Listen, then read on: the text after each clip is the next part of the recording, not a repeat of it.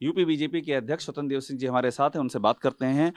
स्वतंत्र देव जी, आपसे मेरा पहला सवाल ये है कि अब तो बाकायदा चुनाव के लिए टिकटों के लिए कवायद शुरू हो गई। क्राइटेरिया आपका क्या होगा? बीजेपी के जो उम्मीदवार इस बार उतरेंगे आपके टिकट पर, सबसे बड़ा क्राइटेरिया उनके लिए क्या होगा टिकट पाने का? देखिए, कार्यकर्ताओं के बीच में स्वीकारता, जनता के बीच में लोकप्रियता, संगठन के प्रति समर्पण, ये सब देखा जाएगा। और जो निश्चित कार्यकर्ताओं से राय ली जाती है, राय लेने के बाद संसदीय बोर्ड उसका निर्णय करता है। बताइए, आप लोग लगातार समाजवादी पार्टी पर अटैक कर रहे हैं कि अपराधी अपराधी अपराधी, क्या ये भी क्राइटेरिया है कि अपराधी छवि वाले या जिनके खिलाफ मुकदमे हैं आपराधिक, उनको आप टिकट नहीं देंगे? कैसे टिकट दे देंगे? और दूसरी बात है, मैं स्पष्ट बोल दिया ना, जनता के बीच में लोकप्रियता, कार्यकर्ताओं में स्वीकारता, संगठन के प्रति समर्पण, जिसका रहेगा उसको टिकट मिलेगा। आप उन पर अटैक परिवारवाद का भी करते हैं, तो यहाँ पर परिवार में टिकट बटेंगे बीजेपी में? देखिए, वो परिवारवाद ट्रस्ट है, यानी कोई समाजवादी का कार्यकर्ता राष्ट्रीय अध्यक्ष नहीं हो सकता है, लेकिन यहाँ बूथ का कार्यकर्ता राष्ट्रीय अध्यक्ष हो सकता है। आदरणीय नड्डा जी एक साधारण कार्यकर्ता, मतलब जमीन से उठे और गली गली घूमे। संजय जी, सवाल मेरा वो नहीं है, सवाल ये कि टिकट देते समय बाप बेटे चाचा भतीजा एक परिवार में जो टिकट बांटने की परिपाटी है, क्या वो आपके यहाँ पार्टी में रहेगी या? देखिए, संसदीय बोर्ड निर्णय करता है। आपकी राय क्या है? निर्णय नीतिगत निर्णय है, सब बैठकों में तय होता है। मैं अकेले कोई निर्णय नहीं ले सकता, लेकिन पार्टी वंशवाद की नहीं है, जातिवाद की नहीं है, क्षेत्रवाद की नहीं, व्यक्तिवाद की नहीं, परिवारवाद की नहीं है।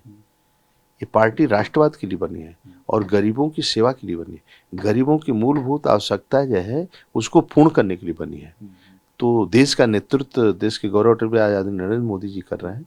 तो जो आवश्यकता है मूलभूत, एक गरीब को पक्का छत, गैस का कनेक्शन, आयुष्मान का कार्ड, बिजली का कनेक्शन, किसान सम्मान निधि, उसका उत्पादन का क्रय केंद्र, ये सब योजनाएं हैं। ठीक ढंग से किसानों का कैसे सम्मान वापस हो, कैसे सम्मान उसका बना रहे, इसकी चिंता हम लोग करते हैं। सेकेंड, आदरणीय योगी जी के नेतृत्व में राज्य के अंदर कानून व्यवस्था है, बिजली है, बाकी सब किसानों का सम्मान है। उनका एक बयान बड़ा चर्चित हो रहा है, 80 बनाम 20। आप अध्यक्ष हैं यूपी बीजेपी के, आपकी क्या राय 80 बनाम 20? क्या वाकई ये आपके लिए एक बेंचमार्क है 80 बनाम 20? देखिए, 80 बनाम 20 का मतलब किसी धर्म को किसी पर मत ले जाइए। अच्छा, धर्म से मतलब नहीं इसका कोई? आतंकवाद का समर्थन करने वाले, सिमी को समर्थन, इंशाअल्लाह इंशाअल्लाह भारत तेरे टुकड़े होंगे, जो लोग नारा लगाते थे जिन्हों में, इस प्रकार की हरकत करने वाले लोग जो इस विचारधारा के समर्थक हैं, अब उनकी नहीं चलेगी भाई। हाँ, यूपी मुसलमानों की आबादी 19 से 20% करीब है, इसलिए माना गया कि ये जो बयान है ये उनके लिए ही दिया गया बयान। नहीं, आप सोचो, आपका क्या मानना है? ऐसा नहीं? जो सोचे वो सोचे। जो आतंकवाद का समर्थन करते हैं, जो इंशाअल्लाह भारत तेरे टुकड़े होंगे उनका समर्थन करते हैं, ये देश आपका है। ये हिंदू हो चाहे मुसलमान हो, सिख हो, सब मिलकर इस देश को बनाया। हमारे ऋषि मुनियों ने भारत का निर्माण किया है। कैसे टुकड़े इसके हो जाएंगे लोगों ने? ये कोई पॉलिटिकल पार्टी, मुसलमानों से कोई गुरेज नहीं है, उनके उनके वोटों से कोई गुरेज नहीं कि उनके वोट नहीं चाहिए, ऐसी कोई बात नहीं। ऐसा हमारे लिए थोड़ा कर सकता हूँ भैया। सभी का साथ सबका विकास हम करते हैं और सभी के लिए काम करते हैं। अच्छा, एक बात और आखिर में आपसे पूछ लूँ, पश्चिम में जो स्थितियां हैं, जयंत चौधरी और अखिलेश यादव की बातचीत जो है, अभी तक जो चीज़ें सामने आई हैं उसका कोई क्लियर पिक्चर नहीं आई है। तो आपको क्या लगता है, जयंत चौधरी जो इस समय फैक्टर है उसको आप कैसा देखते हैं? देखिए, सपा के साथ मिलने पर जयंत चौधरी का कद छोटा हो गया। जयंत चौधरी जी कुल मिलाकर सपा को क्यों लोग वोट देंगे? किस लिए देंगे? जो दंगा करवाता हो सपा को वोट क्यों देंगे?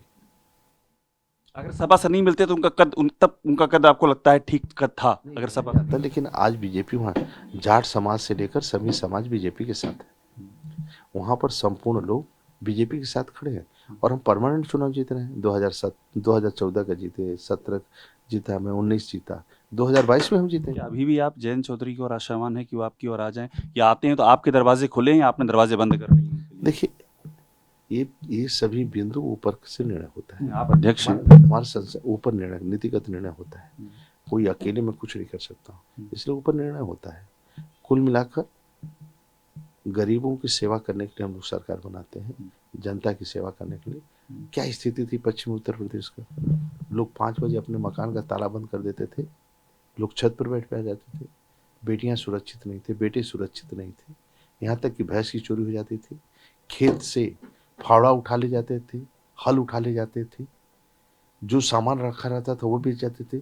और पुलिस थाने में रिपोर्ट कोई करवा देता था, बाकी जब दरोगा कोई रिपोर्ट कर लिया जाता तो लखनऊ से मियाँ जान का फोन चला जाता था और थाने से लोग छूट जाते थे। मियाँ जान कौन ये अध्यक्ष जी? ये मैं नहीं जानता, लेकिन एक फिर भी आप जानते नहीं, फिर भी आप कह रहे हैं मियाँ जान। मैं कह रहा हूँ ना, आजमगढ़ से लेकर और रामपुर तक कौन था, फोन कर देता था, वो गुंडा छूट जाते थे जेल से और थाने से छूट जाता था।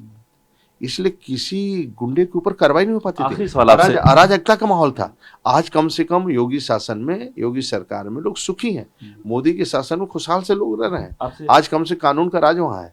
आज बेटियां सुरक्षित है, कोई 12 बजे रात को भी बेटी निकल सकती है, कोई छेड़ नहीं सकता है। आपसे मेरा आखिरी सवाल है, हिंदू फैक्टर पे ये चुनाव लड़ रहे हैं आप? हिंदू फैक्टर में आपसे खुल के पूछ रहा हूँ। देखिए, आज मोदी जी के आने के बाद हिंदी, हिंदुस्तान, हिंदू का सम्मान हो रहा है।